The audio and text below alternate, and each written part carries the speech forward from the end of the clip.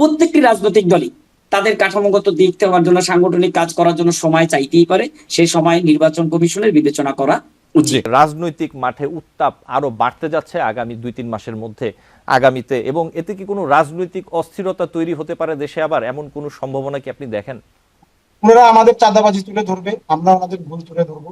আমি চাঁদাবাজ ছিলাম কিনা, উনি ভুল ছিল কিনা, এইটা কিন্তু নির্ধারণের দায়িত্ব জনগণের। আমরা তো স্বাগত জানাচ্ছি আপনাদের অভিযোগকে।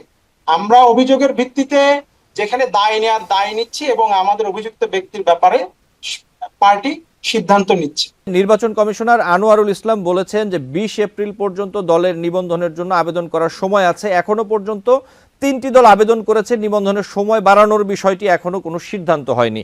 তো এই যে নিবন্ধন বাড়ানোর বিষয়ে যে এখনো কোনো সিদ্ধান্ত হয়নি বলছেন, আপনারা যে নিবন্ধন বাড়ানোর সময়, আমি একটু প্রশ্নটা একটু করি রফিকুল ইসলাম কনক, আমি প্রশ্নটা করি আপনাকে, যেটা হচ্ছে যে সময় আপনি বাড়ানোর জন্য আবেদন করতেই পারেন, সেটা চাইতেই পারেন, কিন্তু ইসি বলছে যে এখন এই ব্যাপারে সিদ্ধান্ত হয়নি। প্রশ্নটি সেখানে না, আপনি যেটি বলছেন যে বিএনপি অথবা অন্যান্য রাজনৈতিক দল তারা আপনাদের বড় প্রতিপক্ষ মনে করছে, আপনাদের অনেক জনপ্রিয়তা রয়েছে, সবই ঠিক আছে। সেই ক্ষেত্রে আপনাদের তাহলে এই যে দল গুছাতে, আমি যদি দেখি এনসিপির যুগ্ম আহ্বায়ক সারোয়ার তুষার বলেছেন যে আমরা আশা করি 2 মাসের মধ্যে পুরো সাংগঠনিক বিস্তার বাড়াতে পারবো। তো আপনাদের তো দল গঠনে নিশ্চয়ই এর মধ্যে হয়ে যাওয়ার কথা, আপনাদের সবকিছু জমা দিয়ে ফেলার কথা, আপনাদের তো জনপ্রিয়তা রয়েছে, সাধারণ মানুষ আপনাদের সাথে যুক্ত হতে চায়, তাহলে আরো 2 মাস সময়ের। এবং আরেকটি বিষয়, যেটি আপনাদের সময় বাড়ানোর আবেদন করলেন 20 তারিখ পর্যন্ত সময়, এখন যদি কোনো কারণে নির্বাচন কমিশন সময় না বাড়াতে চায়, অথবা তারা যদি প্রয়োজন মনে না করে, অথবা 15 দিন বাড়ায়, অথবা এই যে যদি বাড়ায়, এই বাড়ানোটা কি আসলে বৈষম্য হয়ে যাবে না? সেই ক্ষেত্রে আপনি কি মনে করেন যে শুধু আপনাদের জন্য, নাগরিক পার্টির জন্য, অথবা কোনো নির্দিষ্ট 1-2টি রাজনৈতিক দলের জন্য নিবন্ধনের সময় বাড়ানোর এই বিষয়টি তখন অন্যান্য রাজনৈতিক দলগুলোর সাথে বৈষম্য হয়ে যাবে না, যেই বৈষম্য বিরোধী আন্দোলন করলো দেশের মানুষ? দেখেন, আপনি কথা বলছেন, ঠিক আছে, আপনার কথা আমি উত্তর দিই। সময় বাড়ানোর জন্য অ্যাপ্লিকেশন করা হয়েছে বা আবেদন করা হয়েছে। আমার কথা হলো, আজকে কিন্তু চলে 17 তারিখ। আমাদের নিবন্ধনের জন্য যে সকল কার্যক্রম সাংগঠনিকভাবে আমাদের দলের ভিতরে সব গোছানো হয়ে গেছে ইতিমধ্যে, আপনারা অচিরেই জানতে পারবেন। এখন কথা হলো, একটা নিবন্ধনের অ্যাপ্লিকেশন করার জন্য, নিবন্ধন পাওয়ার জন্য যে ক্রাইটেরিয়া আছে, সেগুলো ফুলফিল করার মতো আমরা উপযোগী। আমরা চাইলে বাংলাদেশের 400 বা 500 থানায় কমিটি দেওয়ার জন্য উপযোগী, আমরা এখনই পারি। আমরা চাইলে জেলা কমিটি 30টা 40টা, এটা কোনো আমাদের জন্য না, কারণ পূর্বে নাগরিক কমিটির অসংখ্য নেতাকর্মীরা মুখিয়ে আছে, তারা সদস্য হওয়ার জন্য মুখিয়ে আছে। কিন্তু যেহেতু আমরা দল ঘোষণা করার পরেই রমজান মাস চলে আসলো, পবিত্র রমাদান মাসের জন্য আমরা সবাইকে ওই রকমের সাংগঠনিকভাবে কাজ এগিয়ে নিয়েছি। তবে আমরা ওইভাবে জোরালোভাবে যেটা প্রয়োজন সেটা করিনি। কিন্তু কথা হলো, যদি 1 সপ্তাহ বাড়ায় সেটাও আমাদের সমস্যা। যদি 1 মাস 2 মাসের জন্য আমরা অ্যাপ্লিকেশন করেছি, সেটা নির্বাচন কমিশন বুঝবে কতদিন বাড়ানো সম্ভব, বাড়ানো যাবে কি যাবে না, সেটা তাদের এখতিয়ার। এটা আমাদের এখতিয়ার না, বা এটা এনসিপির এখতিয়ার না। এনসিপির যেটা দায়িত্ব, এনসিপি টাইম বাড়ানোর জন্য শুধু আবেদন বলতে পারে, আবেদন করতে পারে। রফিকুল ইসলাম কনক, আমি একটু নাশিদ আলমের কাছে যেতে চাই। সেটা তাদের এখতিয়ার। হ্যাঁ, তবে রাজনৈতিক দল হিসেবে আমাদের একটা যেটা চাওয়া, রাজনৈতিক দল হিসেবে চাওয়া, প্রত্যেকটি রাজনৈতিক দলই তাদের কাঠামোগত দিক দেওয়ার জন্য, সাংগঠনিক কাজ করার জন্য সময় চাইতেই পারে। সেই সময় নির্বাচন কমিশনের বিবেচনা করা উচিত। ধন্যবাদ রফিকুল ইসলাম কনক। আমি মনে করি এটা পূর্বেও হয়েছে, আমি সময় পেলে অবশ্যই আপনার কাছে আসবো। হ্যাঁ, সেটা হতেই পারে, সেটা ঠিক আছে। জি, রফিকুল ইসলাম কনক, আমি আসবো। আমি একটু নাশিদ আলমের কাছে যেতে চাই, সময় পেলে অবশ্যই আপনার কাছে আবারও আসবো, আমাদের সময় সীমিত। নাশিদ আলম, যে বিষয়গুলো নিয়ে আলোচনা হচ্ছিল, আপনি যদি রফিকুল ইসলাম কনক যে বিষয়গুলো বলছিলেন, যে অভিযোগগুলো করছিলেন, অথবা যে প্রশ্নগুলো রাখছিলেন, এই বিষয়ে বলতে চান, সাথে আমি একটু যোগ করি। আমরা যেটি দেখতে পাচ্ছি, এই যে সংস্কার, নির্বাচনের টাইম ফ্রেম, এই যে বিষয়গুলো নিয়ে জুলাই আগস্টের অভ্যুত্থানের যে পক্ষগুলো ছিল, তাদের মধ্যে, এই যে রাজনৈতিক দলগুলোর মধ্যে কিন্তু মত পার্থক্য স্পষ্টতই বাড়ছে, দূরত্ব বাড়ছে, এই ব্যাপারে কোনো সন্দেহ নেই। এখন নির্বাচন যত কাছে আসবে, তত দেখা যাবে যে বিএনপি, জামায়াত, জাতীয় নাগরিক পার্টি সহ অন্যান্য যে রাজনৈতিক দলগুলো রয়েছে, বড় রাজনৈতিক দলগুলো রয়েছে, তারা কিন্তু তাদের আসলে মাঠে তাদের আধিপত্য বিস্তারের, ভোটের মাঠের আধিপত্য বিস্তারের চেষ্টায় আরো বেশি তারা নামবে। এতে আপনি কি মনে করেন যে রাজনৈতিক মাঠে উত্তাপ আরো বাড়তে যাচ্ছে আগামী 2-3 মাসের মধ্যে আগামীতে, এবং এতে কি কোনো রাজনৈতিক অস্থিরতা তৈরি হতে পারে দেশে আবার, এমন কোনো সম্ভাবনা কি আপনি দেখেন? রাজনৈতিক অস্থিরতা অবশ্যই তৈরি হতে পারে। আপনার এই শেষের প্রশ্নটা নিয়ে আমি ধরি।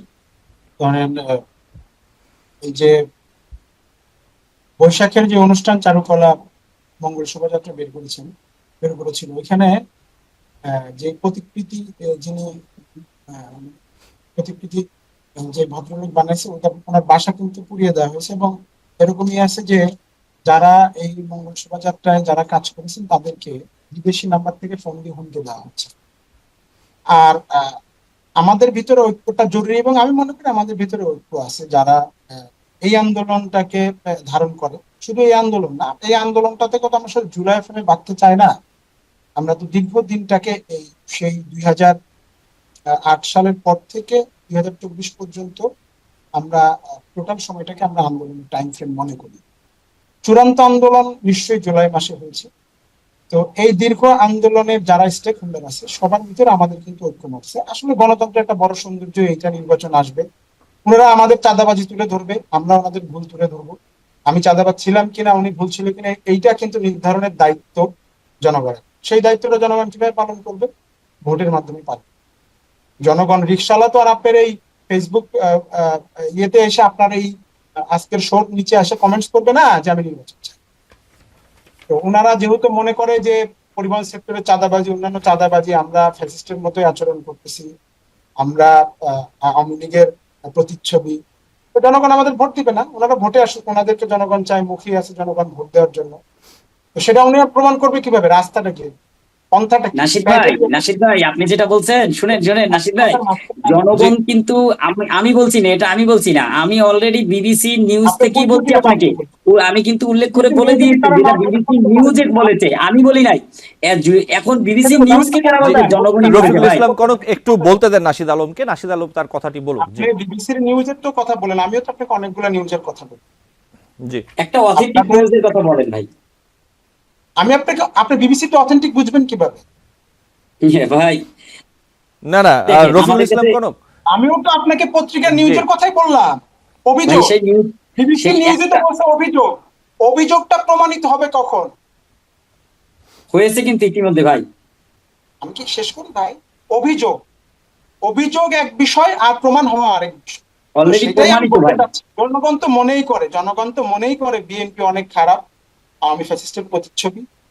আপনি নির্বাচনে আসছেন, সেটাই জনগণ প্রমাণ করে। আপনি তো এখন বিএনপির নামে তো মিডিয়া ট্রায়াল থেকে শুরু করে আপনারা থেকে শুরু করে সবাই বলতেছে। আমরা তো স্বাগত জানাচ্ছি আপনাদের অভিযোগকে। আমরা অভিযোগের ভিত্তিতে যেখানে দায় নেওয়ার দায় নিচ্ছি, এবং আমাদের অভিযুক্ত ব্যক্তির ব্যাপারে পার্টি সিদ্ধান্ত নিচ্ছে। এখন আমার বিষয় হচ্ছে যে এই যে আপনি বললেন, আপনারা বলার চেষ্টা করেন যে আন্দোলন আপনারা একাই করেছেন, বা এই আন্দোলনে এই সংস্কার যে শব্দটা আপনারা এখন আবিষ্কার করছেন, 15 বছরে কি আবিষ্কার ছিল শেখ হাসিনার জানেন? উন্নয়ন উন্নয়ন উন্নয়ন। আপনারা এখন আবিষ্কার করছেন সংস্কার সংস্কার সংস্কার। আপনাদের আপনাদেরও তো একটাই ডায়লগ, আমি একটু নির্বাচন বলি ভাই, নির্বাচন, কথা আপনারা বলতে কেন না দিলে তো নির্বাচনে আসছেন? সমস্যা। একটা শিষ্টাচার, একজন কথা বললে তার কথার মাঝখানে কথা না বলা। আপনারা ঠিক এই সংস্কার আর ফ্যাসিস্ট হাসিনা এই শব্দটা আপনারা ঠিক কবে জানছেন? আমাদেরকে তো আপনারা অনেক কথাই বলেন যে শেখ হাসিনা যে ফ্যাসিস্ট। এনসিপির লোকজন কবে মনে করছে যে শেখ হাসিনা ফ্যাসিস্ট? সেটা এনসিপি কি পূর্বে 6 আগস্ট মনে করেছে? নাহিদ ইসলাম, সার্জিস আলম কি 6 আগস্ট মনে করেছে ফ্যাসিস্ট? নাকি 18 জুলাইয়ের পরে মনে করেছে ফ্যাসিস্ট? আমাকে বলতে হবে। তার আগে কি মনে করেছিল? 18 জুলাই, 20 জুলাই, আপনার কারফিউ চলাকালীন সময়ে আপনাদের নেতৃবৃন্দের বিবৃতি এখানে ভাই, আছে। আপনি যেটা বলছেন না 2018 সাল, ভাই কথা 2018 বলে সাল থেকেই কারফিউ যেদিন প্রথম কারফিউর দিন আপনাদের নেতা সার্জিস আলম বলেছিলেন যে যেই সহিংসতা গুলা হচ্ছে এগুলোর সাথে বৈষম্যবিরোধী ছাত্র আন্দোলনের কোনো সম্পর্ক নাই, বৈষম্যবিরোধী ছাত্র আন্দোলন এগুলোকে সমর্থন করে না, এর ভেতরে বিশেষ লোকজনের এজেন্ডা ঢুকে পড়েছে। আচ্ছা, তারা তো সরকারের সুরেই কথা বলেছে। আবার আসেন, আপনি যেটা বলতেছেন যে কি নির্বাচন সংস্কার, এই দুইটারে আপনি মুখোমুখি দাঁড় করানোর সুযোগ নাই তো ভাই। দুইটা তো প্যারালাল একটা জিনিস, দুটো প্যারালালই চলবে। সংস্কারের কোনো সীমা নাই, সংস্কার তো চলমান প্রক্রিয়া, এটা চলতে থাকবে। নির্বাচন একটা নির্দিষ্ট সময় পর পর, আমি ভালো ছিলাম 5 বছর কি খারাপ ছিলাম সেটা নির্ধারণের গণতান্ত্রিক দেশে একমাত্র রাস্তায় নির্বাচন।